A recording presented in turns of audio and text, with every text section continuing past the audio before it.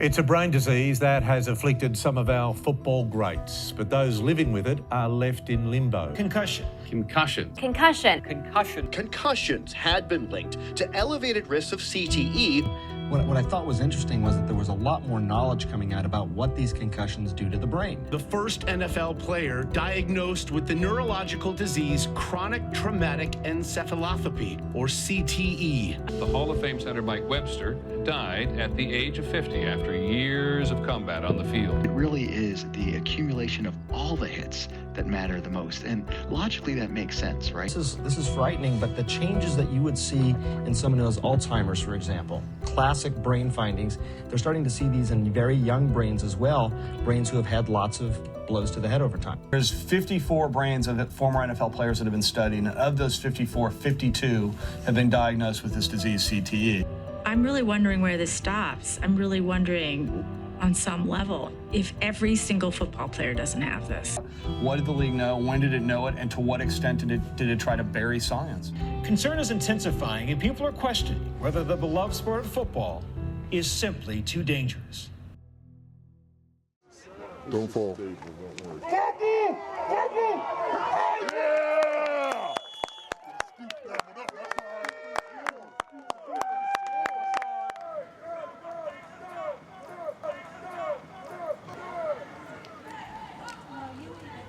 Got him, get over there!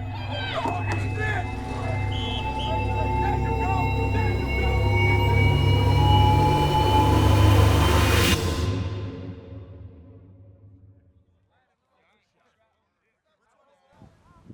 Hey, give me 2 claps for the Ric Flair! Woo! Oh, yeah! First name play! Hey, 3-step quad pull, 1 clap there!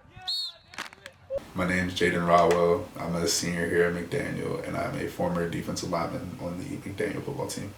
My name is Chris Wright. I play football here at McDaniel College, and I play defensive line. My name is Mike Cunningham. I play D-line.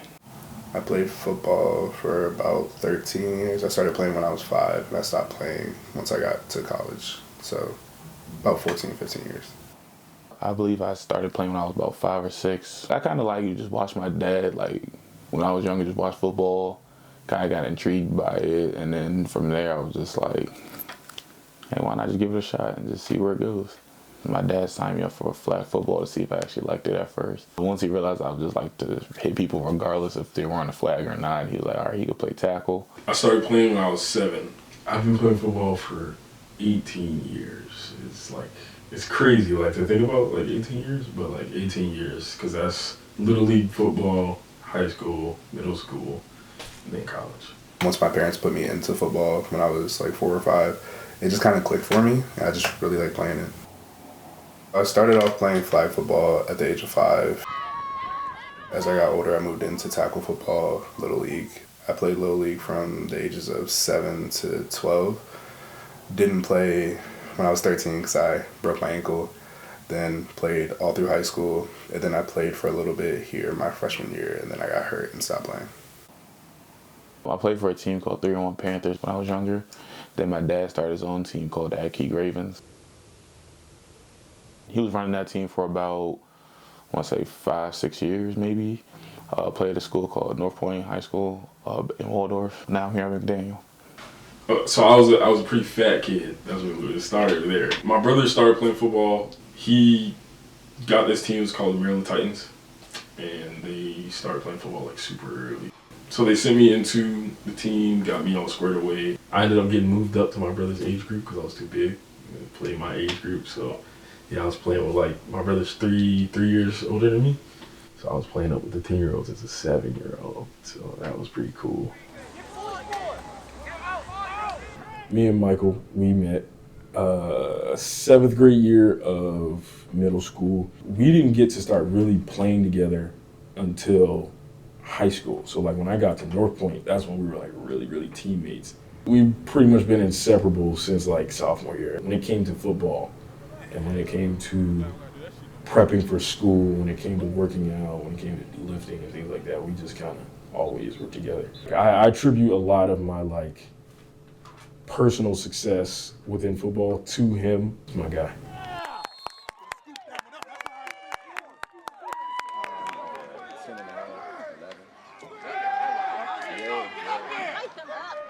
As a kid, you watch, your sport played at a high level. Like for me, watching college football, like you see the players at like Alabama, you see the players at Maryland and Clemson and stuff like that. You see the crowds, you hear the noise, you see the environment that it is, and you're just like, I want to get to that level. And for a lot of us, you get to that level, or you get to college, you get to high school, wherever you end up playing, and it's like you're excited, you play, and then once your playing time is over, you start to see like all the injuries, all the bumps and bruises along the way, like those come with other consequences as you get older. Like there is always a price to pay for something.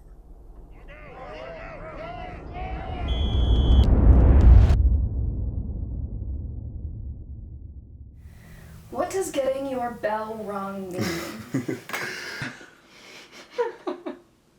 So getting your bell rung, it's like, let's say on a play, you come off the ball, maybe get hit in the helmet a little hard, like vision might get a little blurry, your ears start to ring a little bit, and then it goes away after a few seconds. Like growing up, they always would just describe it as getting your bell rung. Getting your bell rung means you got fucked up. That's what that means. You try to stand up, you start wobbling. I had that happen once in high school. There's this ringing noise that kind of goes into your ear, right? And that's why they say bell rung.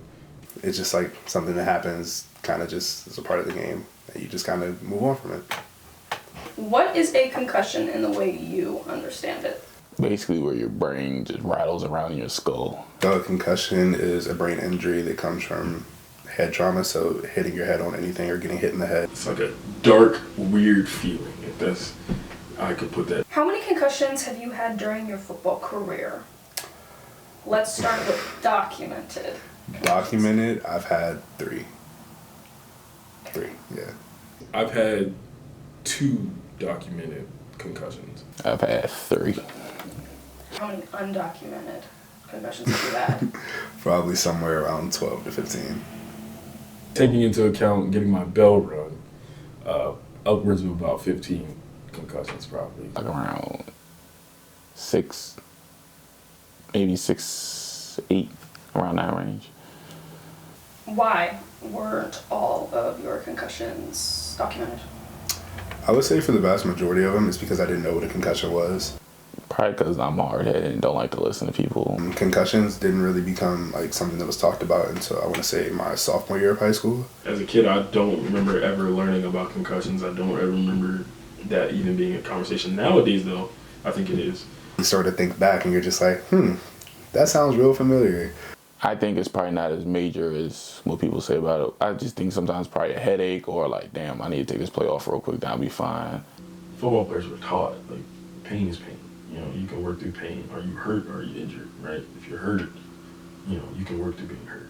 But injured, okay, step aside. And that's why that's where the diagnosed and the undiagnosed comes in, because you get hit in the head. It's football. Every time I got hurt, I'm like, all right, I'm fine. I can go back in. To like, Mike, are you sure? I'm like, yeah. Knowing deep down inside, I'm hurting like hell. And I know the kids want to get out there. They want to get back. They don't want to miss that much time and stuff like that. But at the end of the day, like, this is your life. This is your brain. You don't want to play into the stereotype of, oh, I'm not tough or I'm not a good football player because of the fact that that's what we're taught. I think sometimes the coaches get wrapped up in like winning a lot. When I was younger, you're urged to kind of, shake it off, take a play or 2 off, go back out there. Can you push through a hurt? Can you push through, being super tired, like you feel like you're about to pass out, but do you have another gear? When it comes to like recruiting and stuff, missing games is very crucial, especially in like your junior and senior year of high school. So like, I'd rather kind of thug it out than possibly mess up my chance of being recruited. Have you ever heard of CTE? Yeah. CTE is the result of repeated concussions and repeated head trauma. You start doing things that you don't normally do. You act a certain way. You become a little more aggressive. You can become a little more lax, even too lax to the point where it's like you stop taking care of yourself. I want to say my junior year of high school, when I had got a concussion, I had actually went to a neurologist to get cleared to go back to play. And she suggested that me and my family watch Concussion, the movie starring Will Smith. I remember watching that and I was like, damn, I really hope I don't get this. That was like the only major like form of media that was out regarding the topic. That is a serious injury. and it can take your life. So, yeah. My sophomore year of high school, I get ear hole. So what an ear hole is when somebody hits you like in the actual ear hole of your helmet. I got smacked. But since I didn't want to, lose the ability to play, I just didn't say shit. So I kept practicing, played the game, whatever. And it was homecoming that week too. Like, I can't miss that game. So play the game. I played the next game also. So 2 full weeks of me having a concussion and still playing, still getting hit in the head every single day. This is what actually led to me reporting my first diagnosed concussion. In the moment, it feels terrible. And then you get this weak feeling on your body too. Like, there's a weak feeling that I felt. I do remember that. It was like, I felt strong, but I couldn't lift a chair. There was a situation where I got my bell rung back in, I want to say my sophomore year of college. I got hit pretty hard. I ain't gonna lie, I got hit pretty hard. I probably had a concussion. But I didn't say anything because it was just like, oh, I'm gonna let it go away. I remember vividly like this, there was a smell. I remember smelling like hot dogs and like grass. Like that it was insane. And every time I smell hot dogs and grass, I think about when I got hit. Me and this kid, we was like, he was going to the corner, and so was I to meet him. And then all of a sudden, I was just like, I'm just gonna light his ass up. And then his head went down while my head was going down, and all you heard was a loud smack, and I'm like on the ground passed out, like I'm not there. And then I had to get waken up. I was fine afterwards. Then I tried to sneak back in the game, but my mom caught me and told me to sit down because you're done. So yeah, that's one concussion that I remember from youth ball. Yeah. How old were you? I had to be about 8 around that time. Mike in particular, he had a pretty bad concussion our junior year of high school. It was actually the first play. He felt like he had a concussion. He was like, I can't see, I can't really see. And he was like, no, forget that, I'm going back in. And I was like, Mike, don't go back in. He goes back in, he gets his bell rung again. Now he's laying on the ground and getting taken, to the hospital. One morning I was getting ready to go to school, and I'm like brushing my teeth or whatever. I'm staring at myself in the mirror, and it took me about 5 full minutes to realize that I was looking at my own reflection because I couldn't recognize myself. Went to school, and I was walking to class, and it felt like the equivalent of like waking up. I stopped in the middle of the hallway and did not know where I was. I couldn't remember my own name. I didn't know where the hell I was. Like, I didn't know I was at school. I didn't remember where I was going. I was looking around. I didn't recognize anybody. So I got really, really scared for a second. Thankfully, one of my teammates who I had the same class with, like, tapped my shoulder and was like, bro, like, what are you doing? So we walked to class. Yeah, that definitely was, like, scary. Like, I don't know if you've ever looked in the mirror and not recognized yourself, but it's not a pleasant experience. Dealing with having a concussion is kind of the easy part you can deal with. But once you get into the side effects, it's a different ball game. It's a lot more difficult, a lot harder. Being in class was definitely a struggle. I couldn't remember anything, like especially if I had days where I had like tests or quizzes or whatever. Really sensitive to light, really bad headaches, really tired. I was really sensitive to a lot of noises, so I couldn't even listen to music like with headphones in or anything. I basically had to wear like the equivalent of like earplugs to keep myself from getting headaches from loud noises and stuff like that. One time I felt like really nauseous. It was very like difficult to try to deal with. Like that's something that you don't, as a player or even just as a kid. Like when I had my concussions, I was 12 and 14. 12 and 14-year-old, you're thinking like, whoa, why does my head hurt? I had like stints of dizziness in a way, so it's like you'll be walking and like I suddenly lose my balance. So what I felt was like dizziness, headaches.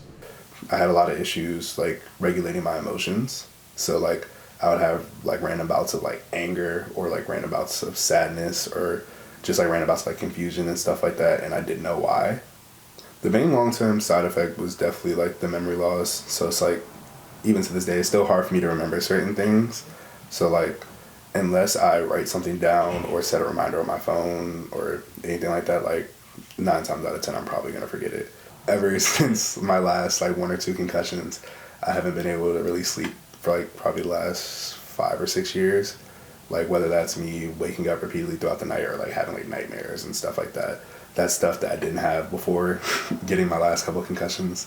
When I'm 30, my brain's probably going to be about the equivalent of like a 50 or 60-year-old. And I understand that, and it sucks, but, you know, can't change it. During my senior year of high school, and what ended up being my last football game ever, I got a concussion that kind of changed my life trajectory forever.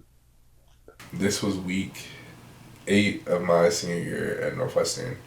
We were playing Roosevelt at Roosevelt. Gets into about the third quarter, I want to say, like the end of the third quarter, start of the fourth quarter. I'm playing nose, and I don't know exactly what happened, but one play, I kind of got hit in the helmet, like helmet to helmet. So I was getting double teamed, kind of walked it off like I was fine. Got set for the next play, and like the lights on the field were just like really, really bright. So I was like blinking a lot, or like basically playing with my eyes closed because the lights were too bright and it was giving me a headache. Towards the end of the game, I think it was like right after the game was over, I think. And I know he was a little bit on the woozy side. I know everybody else was moving kind of fast. I noticed he was moving a little bit on the slow side. Coach Vic had like pulled me to the side and asked me what was wrong. I just told him I had got my bell rung. And he's like, yo, my head is killing me right now. And so then I was like, is the light bothering you? He was like, yeah, it's kind of giving me an issue right now. I wasn't really able to have a conversation because I couldn't focus or anything like that. Like I was just like, I was there, but I wasn't there. I know I told him to slow it down. You know what I mean? I said the bus is not going to leave you, so I just told him to take his time to get on the bus and stuff like that. And I know somebody asked him, was he good? And I think he said, yeah, I'm good. And then I look at him and I'm like, yeah, go sit down somewhere, man. Like, we not going to do that. We went home. Then the next day, the trainer had heard about what happened at the game the night before. She puts me through the concussion test. Like, it's like recalling like numbers, the pattern of words, like what words were said, what words weren't said, stuff like that. And she said that even if I had no symptoms or anything, like for a full week, I would miss our school's first playoff game in like 20 years. Once I graduated high school, like COVID had hit, I took a gap year. In the middle of my gap year, I got in contact with the coaching staff here at McDaniel. Committed to McDaniel, I want to say in February of 2021. During camp, I was having issues with my left knee, and then it's kind of all she wrote. I never went back to playing after that.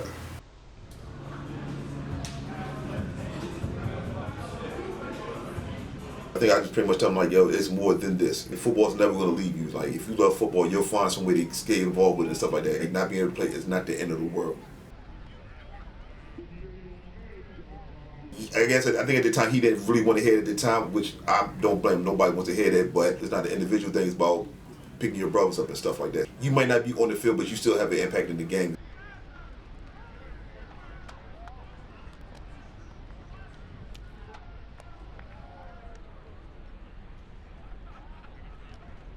I could do serious damage to myself if I kept playing.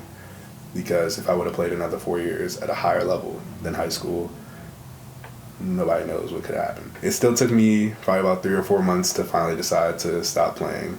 And then spring of my freshman year, I sat down with our head coach at the time and decided that I wasn't going to play anymore. Like, I don't think I'll ever, for the rest of my life, look back and not wonder what could have been or anything like if I would have played in college. I think ultimately I made the right decision, but I don't think I ever accepted it even now.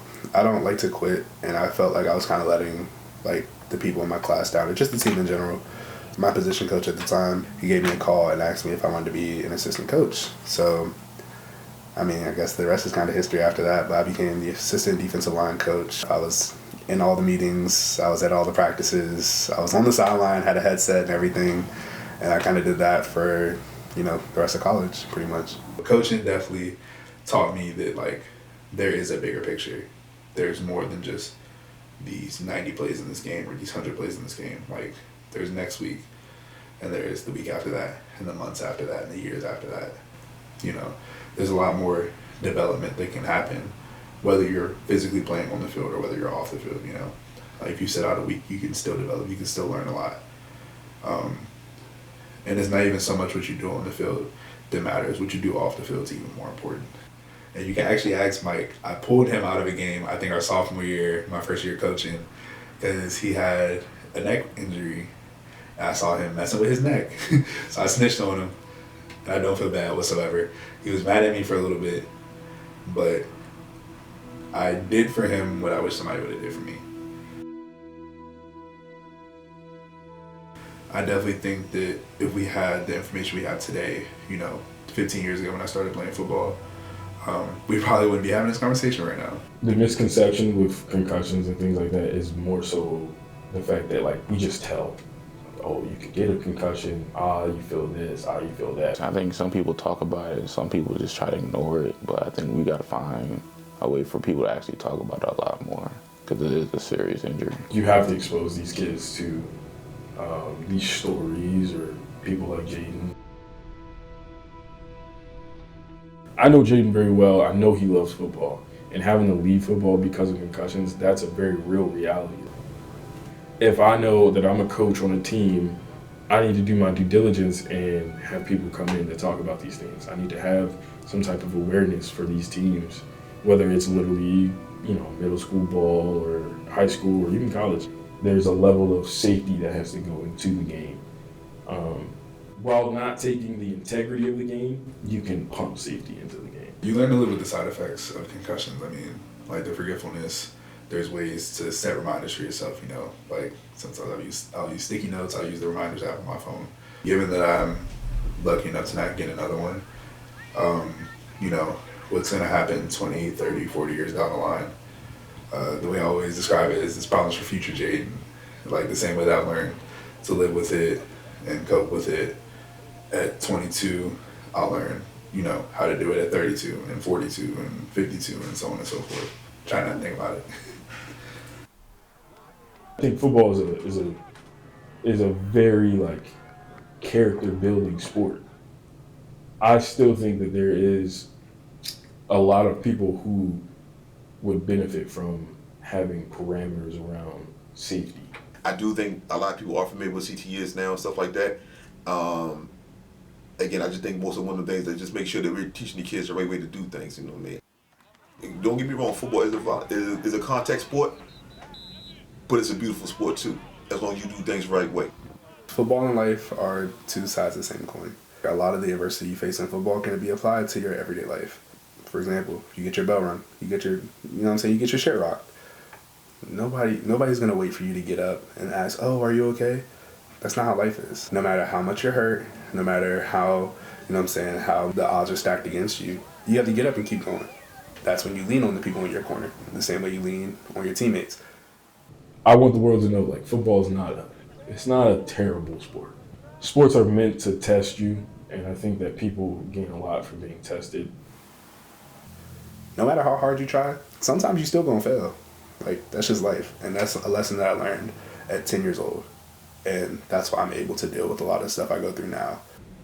As an athlete, you got 30 other guys probably depending on you and stuff like that. Mm-hmm. Same thing when you get older. When you get a family, they depending on you.